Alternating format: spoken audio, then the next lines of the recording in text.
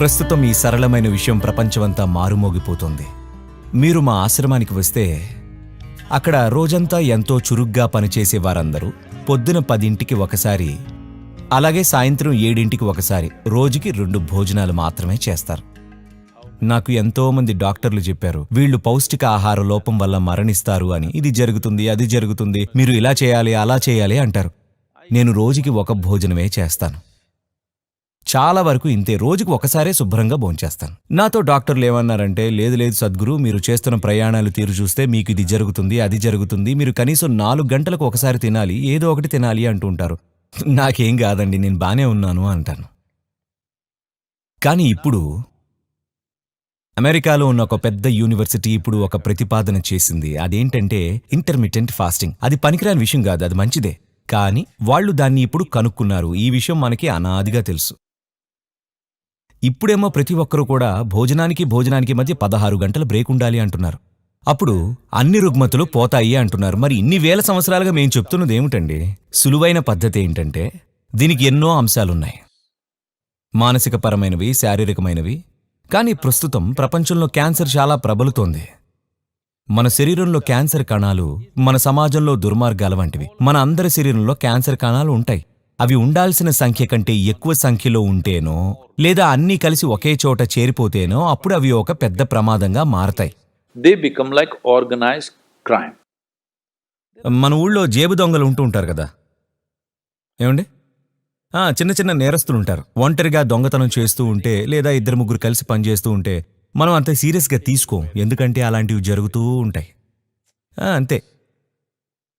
కానీ వాళ్ళందరూ వందల సంఖ్యలో ఒక చోట చేరి ఒక వ్యవస్థగా మారితే, ఒక పెద్ద నేరం చేయాలనుకుంటే అప్పుడు వారిని తుంచేయాలనుకుంటాం. ఎందుకంటే అది సమాజానికి ప్రమాదకరం అని మనకు తెలుసు. అలానే క్యాన్సర్ కణాలు కూడా ఇదే విధంగా ఉంటాయి. నేరస్తుల్లాగా ఏదో చిన్న చిన్నగా హాని చేస్తూ ఉంటాయి. ఇప్పుడు వాటితో ఉన్న సమస్య ఏమిటంటే, అవి ఇతర కణాల కంటే 8 నుండి 10 రెట్లు ఎక్కువగా ఆహారాన్ని తీసుకుంటాయి. అది మీరు గుర్తుంచుకోవాలి. కనుక మీరు మీ భోజనానికి మధ్య తగినంత సమయం ఇస్తే చాలా వరకు వాటంతట అవే చనిపోతాయి. ఎందుకంటే అవి బతకలేవు. ఈ విషయాన్ని మనం అనాదిగా చెబుతూనే ఉన్నాం. కానీ వాళ్ళు ఇప్పుడు ఒక 100 కోట్ల రీసెర్చ్ ద్వారా దీన్ని కనుగొన్నారు. ఇంకా నేను కొన్ని వందల వేల మందిని చూశాను, ఆరోగ్యంగా బాగా మెరుగుపడ్డం చూశాను. అదంతా ఎందుకంటే They are not fueling up all the time when the tank is filling. వాళ్ళు చేసిందల్లా అప్పటికే నిండిపోయి ఉన్న ట్యాంక్ని ఇంకా నింపడం ఆపేశారంతే. మా యోగా కేంద్రంలో అందరూ ఎప్పుడూ శారీరకంగా చురుగ్గానే ఉంటారు. అందరూ సాయంత్రం 3 గంటల 30 నిమిషాల నుండి 4 గంటలు అయ్యేసరికి ఆకలితో ఉంటారు, చాలా ఆకలితో ఉంటారు. కానీ దానితో ఉండడం మేము నేర్చుకున్నాం. ఎందుకంటే ఆకలి ఇంకా ఖాళీ కడుపు అనేవి 2 వేరే వేరే విషయాలు. ఆకలి అంటే మీ శక్తి క్షీణించడం మొదలవుతుంది, కానీ ఖాళీ కడుపు మంచిది. యోగ శాస్త్రాల ప్రకారంగా ఇవాళ ఆధునిక శాస్త్రం కూడా దీన్ని ఒప్పుకుంటుంది. కానీ మనకు అనుభవపూర్వకంగా తెలిసిన విషయాన్ని చేరుకోవడానికి వాళ్ళు కొన్ని కోట్లు ఖర్చు పెడుతున్నారు. ఎందుకంటే పరిశోధనకు ఎన్ని కోట్లు ఖర్చు పెట్టారు అనేది ముఖ్యం కదా. మీ శరీరం ఇంకా మీ మెదడు ఉత్తమంగా పనిచేసేది మీ కడుపు ఖాళీగా ఉన్నప్పుడే. కాబట్టి మేమెప్పుడు కూడా మేము ఎలా తింటామంటే, ఎంత తిన్నా కూడా మా కడుపు 2-2.5 గంటల్లో ఖాళీ అయిపోతుంది. Within 2 to 2.5 hours time maximum. కాబట్టి మేము రోజు ఆకలితోనే నిద్రపోతాం. చాలా మంది నిద్ర రాదు అనుకుంటారు. నిద్ర వస్తుంది. సగటున 25 ఏళ్ల పాటు సగటున నేను 2.5 నుండి 3 గంటలు మాత్రమే పడుకున్నాను. ఈ మధ్య కొంచెం బద్ధకిస్తున్నానండి. అందుకే 3.5 నుండి 4.5 గంటలు నిద్రపోతున్నాను. అయినా నేను ఇంతలా ప్రయాణాలు చేస్తున్నాను. ఇంతలా ప్రయాణాలు అంటే, నేను రాబోయే 4 రోజుల్లో నేను నా ప్రయాణాలను మీకు చెప్తే మీరు ఇక్కడే కుర్చీలోంచి పడిపోతారు. Yes. చెప్పమంటారా? No, not necessarily. ఎందుకంటే వచ్చే 10 రోజుల్లో నేను ఒక 5 దేశాల్లో ఉంటాను. ఎన్ని కార్యక్రమాలో కూడా నాకు తెలీదు. అన్ని రకాల కార్యక్రమాలు. మరి దీనిని తట్టుకోగలగడానికి కారణం ఏంటంటే, మీరు అలా అతిగా తినకపోవడమే. ఇది చాలా చాలా ముఖ్యం. అందరూ 2 పూటలా తింటారు. నేను సాధారణంగా 1 పూటే తింటాను, సాయంత్రం 4:30-5 సమయంలో. ఎందుకంటే ప్లేట్ ముందు కూర్చుని ఎంత తినాలి అని ఆందోళన పడడం నాకిష్టం లేదు. నాకు శుభ్రంగా భోంచేయడం ఇష్టం. కాబట్టి 4:30-5కి నేను భోంచేస్తే మళ్ళీ మర్నాడే. ఇది సరిపోతుందా అంటే నేను బానే ఉన్నాను కదా, ఏమండి? ఎందుకంటే శరీర వ్యవస్థలో ఏదైనా సరిచేయాలన్నా, శుద్ధి జరగాలన్నా మీ కడుపు ఖాళీగా ఉండడం చాలా ముఖ్యం. లేదంటే కణాల స్థాయిలో శుద్ధి అనేది అసలు జరగదు. అన్నీ పేరుకుపోయి మీకు అన్ని రకాల సమస్యలు వచ్చేస్తుంటాయి.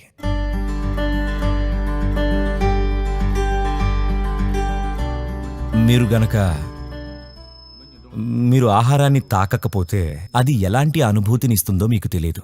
ఆహారం మీరు ముట్టుకోవడానికి తగనిది కాకపోతే అలాంటప్పుడు మీరు తినడానికి ఏ విధంగా తగినదవుతుంది చెప్పండి? So we should not have listened to our mothers, and we should eat with our fingers, because touching our food helps us stay in contact with it. మీరు మీ చేతులను శుభ్రంగా ఉంచుకోవడం అన్నది పూర్తిగా మీ చేతుల్లోనే ఉన్న పని. కానీ ఫోర్క్ పరిశుభ్రంగా ఉంటుందో ఉండదో అనేది పూర్తిగా మీ చేతుల్లో లేదు కదా. This is true.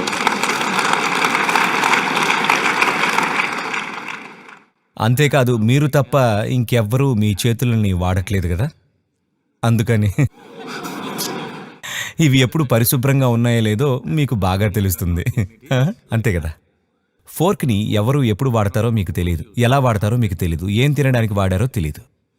ఇంకా వాళ్ళు చేయాల్సింది ఏంటంటే ఒక టిష్యూ పేపర్తో తుడిచేసి మీకిస్తే అది శుభ్రంగానే కనిపిస్తుంది. అన్నిటికీ మించి ఫోర్క్ ద్వారా మీరు ఆహారాన్ని అనుభూతి చెందలేరు. మొట్టమొదట మాకు నేర్పించిన విషయం ఏమిటంటే భోజనం మీ ముందు పెట్టుకున్నప్పుడు చేతులని ఆహారం మీద కొన్ని క్షణాలు అలా ఉంచాలి, ఆహారం ఎలా ఉందో తెలుసుకోవడానికి.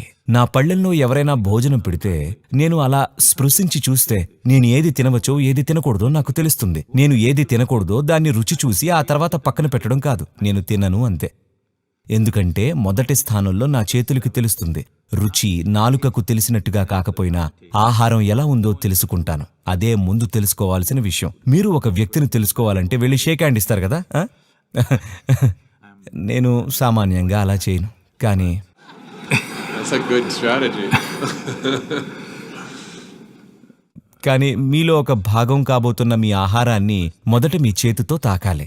మీరు దాన్ని భౌతికంగా తాకకపోయినా అలా స్పృహతో చేయి పెట్టి ఉంచితే ఆహారం మీ మీద ఎలాంటి ప్రభావం చూపిస్తుందో మీకు స్పష్టంగా తెలుస్తుంది. ఇటువంటి ఆహారం ప్రత్యేకించి ఈ రోజునే మీరు తినాలో వద్దో తెలియాలి. ఎందుకంటే మీ శరీరం ప్రతిరోజు ఒకే విధంగా ఉండదు. ప్రతిరోజు ప్రతిక్షణం అది మారుతూనే ఉంటుంది. మీరు ఆహారాన్ని అనుభూతి చెందితే ఈ రోజున ఈ ఆహారం మీరు తినాలా వద్దా అన్నది కూడా మీకు తెలుస్తుంది. అంత మాత్రం ఎరుక మీకు ఉంటే మీరు ఏది తినాలో ఏది తినకూడదో ఎప్పుడూ చెప్పే పని లేదు. భోజనం చేసే ప్రతిసారి అప్పటికి ఏది తినవచ్చో నిర్ణయించుకోవాలి. ఒకే ఒక్క ప్రిస్క్రిప్షన్ అనేది ఏదీ లేదు. జీవితాంతం ఇదే తినాలి అంటూ ఏది ఉండదు కదా. అలా చేస్తే కట్టడి చేసినట్టు ఉంటుంది. ఇది మాత్రమే తినాలి అని అనిపించకూడదు.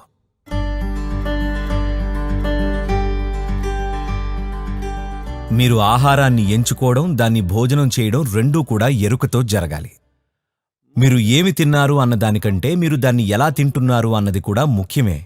ఎలా తింటున్నారు అంటే దాని అర్థం చూడండి, ఇవన్నీ జీవ పదార్థాలు. ప్రతి పదార్థానికి తనదైన ఒక జీవం ఉంది. అది మొక్కైనా, జంతువైనా, కూరగాయైనా దానికంటూ ఒక సొంత ప్రాణం ఉంది.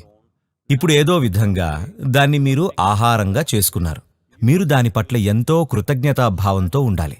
మీరు భోజనం చేసే దాని పట్ల కృతజ్ఞతాభావంతో ఇంకా గౌరవ భావంతో ఉంటే, గౌరవ భావం అంటే మీకు అది చాలా ఎక్కువగా అనిపించవచ్చు. కానీ నేను మిమ్మల్ని ఒకే ఒకటి అడుగుతాను, చెప్పండి. ఒకవేళ మిమ్మల్ని ఒక రూములో బంధించాం అనుకుందాం. అక్కడ మీకు 5-6 రోజుల పాటు తినడానికి ఏమీ దొరకదు. అప్పుడు దేవుడు మీ ముందు ప్రత్యక్షమైతే మీరు ఏమడుగుతారు? భోజనం.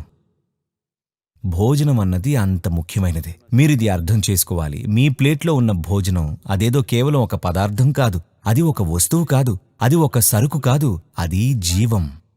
మీ ప్రాణాన్ని నిర్మిస్తున్న పదార్థం అది. అందుకు మీరు దాన్ని ఆ విధంగా చూడాలి. ప్రస్తుతం అది మీ ప్లేట్లో లేదా బయట ఉన్నప్పుడు దానికి ఎటువంటి విలువ లేదు. కానీ మీరు ఎప్పుడైతే దాన్ని మీరు తింటారో అది మీ రక్తమాంసాలుగా మారగానే అప్పుడే అది మీకు ఎంతో విలువైనది అయిపోతుంది. ఈ విధంగా ఎందుకు జీవిస్తున్నాం? కాబట్టి చాలా ముఖ్యమైన విషయం ఏమిటంటే అది మీ పళ్ళల్లో ఉన్నప్పుడే దాన్ని మీలో ఒక భాగంగా మీరు చూడగలగాలి.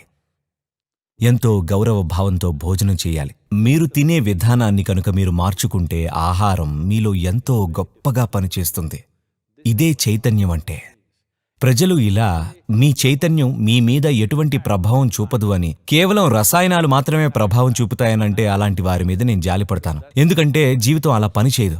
మానవ చైతన్యం ఎంతో లోతైన ప్రభావం చూపిస్తుంది. మనం తాకే ప్రతి విషయం పట్ల దాని ప్రభావం ఉంటుంది, ముఖ్యంగా మనం తినే ఆహారం. మరో జీవితాన్ని మన జీవితంగా మలుచుకుంటున్నాం. మరి ఇలాంటి పని చేస్తున్నప్పుడు ముఖ్యమైన విషయం ఏమిటంటే దాన్ని ఎంతో కృతజ్ఞతా భావంతో, గౌరవ భావంతో చూడాలి.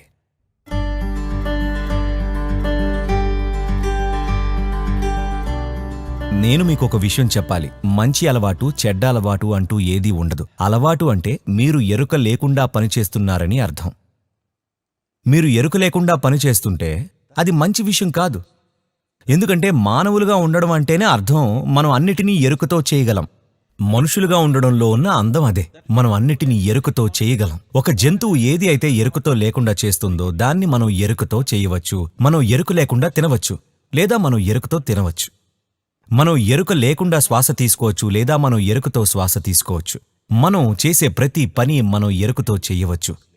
మనం ఏదైనా ఎరుకతో చేసినప్పుడు ఉన్నట్టుండి ఆ వ్యక్తి ఎంతో మెరుగైన, ఉన్నతమైన వ్యక్తిగా కనిపిస్తాడు. కారణం ఏంటంటే ఎవరైనా ఎరుకతో నడుస్తూ, ఎరుకతో మాట్లాడుతూ ఉంటే వాళ్ళు ఎంతో అందమైన మనుషులుగా కనిపిస్తారు కదా, అవునా కదా? అంతే. మరి ఇక మనం అలవాటు ఎందుకు చేసుకోవాలి? అవేవో మంచివి అయినట్లు. అలవాటు అంటే మారకుండా పరిపాటిగా జరిగేది. ఇక మీరు ఆలోచించాల్సిన పనిలేదు. మీరు ఉదయం లేస్తే చాలు, అది మీకు యాంత్రికంగా జరుగుతుంది. లేదు, మీ జీవితాన్ని ఇలా యాంత్రికంగా చేసుకోకండి. అది సమర్థవంతంగా జీవించడం అనిపించుకోదు. అది యాంత్రికంగా పనిచేస్తుంది. మనం మేధస్సుతో, చైతన్యంతో పనిచేయగలగాలి. ఎవ్వరూ కూడా దీన్ని ఒక యంత్రంలా పనిచేయాలని కోరుకోరు. ఇక ఆహారం ఇంకా ఇతర విషయాల గురించి అడిగితే, మనం తినే ఆహారం మన శరీరానికి అనువుగా ఉండాలి. అది శరీరం కోసం. మీరు తినే ఆహారం అనేది మీ శరీరాన్ని నిర్మించే పదార్థం. ఏది సరైన ఆహారం అంటే, దురదృష్టవశాత్తు దీని గురించి చాలా అపోహలున్నాయి. సంప్రదాయపరంగా మనం ఎంతో ఇంగితంతో ఆహారాన్ని తీసుకున్నాం. కానీ వేల సంవత్సరాల దండయాత్రలు మనకు ఇతర ఆహార పదార్థాలను తీసుకువచ్చాయి. ఇక ఈ రోజున మన నేషనల్ డైట్ పిజ్జానా లేక పాస్తానా, ఇందులో ఏదో నాకు తెలియదు. బహుశా ఈ రెండు పోటీ పడుతున్నాయనుకుంటా. కాబట్టి మనకు ఆహారం పట్ల ఉన్న జ్ఞానాన్ని కోల్పోతున్నాం. మనకి ఏది అనువైనదో మనం గ్రహించాలి. నేను ఆహారం గురించి చెప్పడం మొదలు పెడితే అది చాలా పెద్ద ప్రక్రియ అవుతుంది. కానీ మీరే ఆహారంతో ప్రయోగం చేసి చూడాలి. కేవలం నాలుకతో కాదు, శరీరంతో ప్రయోగం చేయండి. ఈరోజు ఏదో ఒకటి తినండి. ఇక ఇప్పుడు గమనించండి, గమనించడం నేర్చుకోండి. ఇలాంటి ఆహారం తిన్నాక మీ శరీరం ఎంత చురుగ్గా, ఎంత తేలిగ్గా ఉందో చూడండి. ఒకవేళ అది తిన్నాక మీకు మందకుడిగా అనిపిస్తే అది మంచి ఆహారం కాదు. ఒకవేళ అది తిన్న తర్వాత మీకు ఎంతో సజీవంగా అనిపిస్తే ఒక కాఫీ తప్ప. ఎందుకంటే అది ఉత్ప్రేరకం. మీరు ఆహారం తిన్న తర్వాత మీకు ఎంతో చురుగ్గా, సజీవంగా అనిపిస్తే దాని అర్థం అది మంచి ఆహారం అని. మీ శరీరానికి అది నచ్చుతుంది. ఏదైనా తిన్న తర్వాత మీకు మందకుడిగా అనిపిస్తే మీ శరీరానికి అది నచ్చడం లేదు అని అర్థం. దాన్ని అరిగించుకోవడం కష్టంగా ఉంది, అందుకే డల్గా అనిపిస్తుంది. ఇలా చూడండి, ఇది ఎంతో తేలికైన విధానం.